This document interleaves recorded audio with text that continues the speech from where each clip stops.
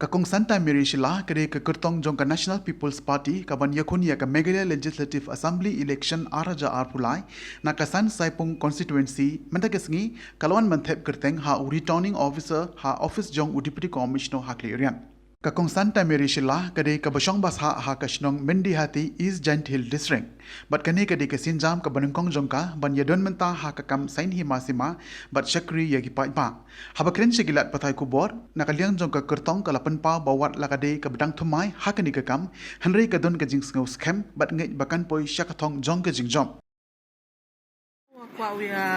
kun gani ga election to ka daw ko we wa kani ka than yong i ka sutunga Saipung constituency wada palat wore kiting sa den yong ka basic needs yong i public yong i mi yu wanra kini gi MLA bada dep job ne gi no mi khmat ko bada dep job nei tai daw i ka yung ka sen yong i boro ye mi i boro ka tu kan ni ta yo ya pelang i ga gani ka yung ka sem yong i roman ko i ka wa net ka bo bha ma sem ni tai daw ngala jet aga ka ne ka party you reach out ko ye ki public borok ki public yang i wa ini jing em kam ki public ka try ka perchang bai go borok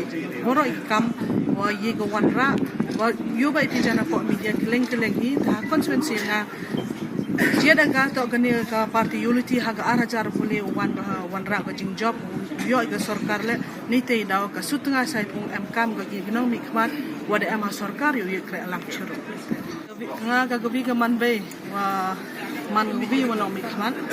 kagane ko sutunga Saipung constituency ye ko wanra ha tip job ko number 1 priority to surok you bai phi nga dalai keleng chnong gi thau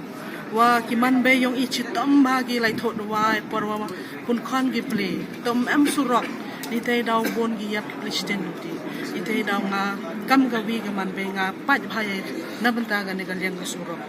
to ka priority yong i te siya nga to siya person because nga ki mano ka thame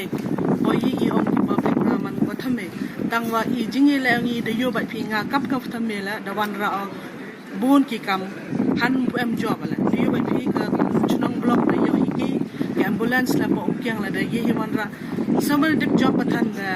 ka surok nang kong to wan ra borok ki than ka sutunga Saipung constituency. Kau pukul last question, please. Man pi mai ka kubor wan, ye ka sutunga Saipung constituency boro. Nga karma dai ki kai ba boro, siya ba jet inga kam gabi ka man bay. Yo roy pan poi ka gane constituency, yo em gane ka jingkala ha gane arajar arpule. Doi te keten ko le chibun.